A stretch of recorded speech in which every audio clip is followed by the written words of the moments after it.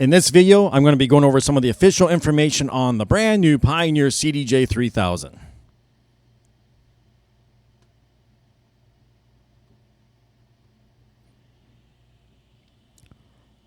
Right off the bat, we're going to take a look at this bigger, brighter screen. 9 inches, 1280 by 720 design, and it's 150% brighter. And the navigation has been improved with a few new shortcuts.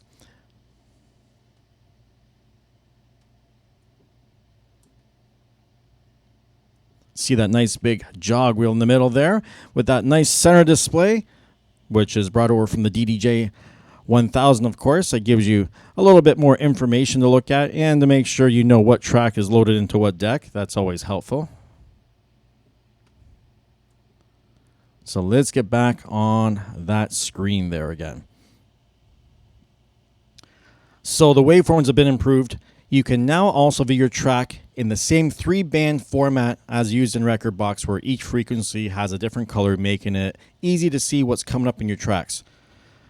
Tracks need to have been analyzed previously in Rekordbox for that to work, though, of course. And it's also possible to stack the parallel view, to stack the view of your waveforms as a unit can show you the master waveform plus also one of the tracks you are queuing up on any of the other network players.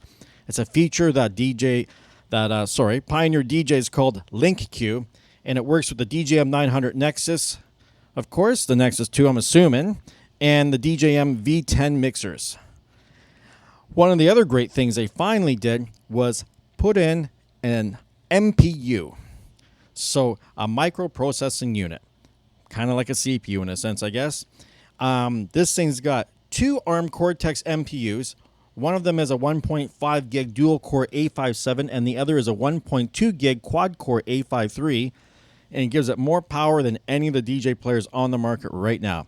One of the advantages of this is, of course, lightning fast load times of tracks and the hotkeys, plus the audio features listed, being able to do things like key sync, for instance, and time stretch like that, right?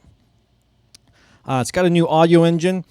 They say it's the best sound quality yet of any of its gear. All audio is upsampled to the 96 kilohertz 32-bit floating, which shows itself particularly in better quality time stretching and key shifting and syncing. The other thing it does too is it ships with a high quality digital audio cable. So when you hook it up to your DJM Nexus 2 or V10, it's going to sound really, really good.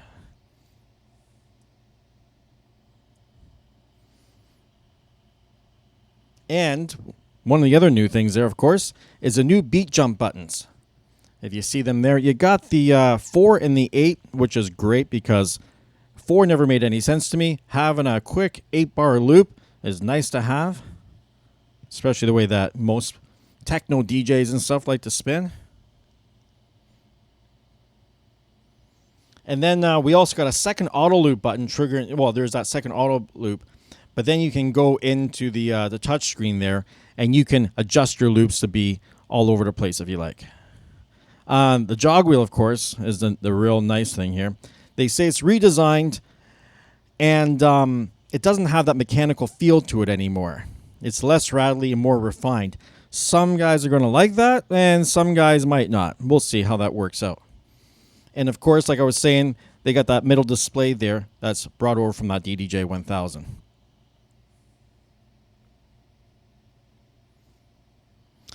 And we got the new Pro DJ Link Lightning feature going through that Ethernet Pro Link now. Finally, they put a gigabit Ethernet port in the back of one of these things. It's only taken them a million years, it seems. And you can now hook this thing up to an RB DMX1 interface to do your cool lighting. That's all synchronized with your players, right? So it's going to send that phrase information right over to that box, which is really nice. While we're back here looking, that power plug there has got the V-lock on it, so no more accidentally kicking that plug out. It's never happened to me, but I guess they added it for a reason because most new players all have that, thanks to Denon bringing that forward first. And what else do we got going on here? So they say it's improved build quality. Now it's a full aluminum top plate. And the plate and Q button, play pause Q button, is now redesigned. It's supposed to be way more durable. We'll see, because that was always the weak link of these players, because not because of a bad design necessarily. It's called DJs like to beat on that thing like it's an MPC button. And it's not a drum pad. It's just a Q button.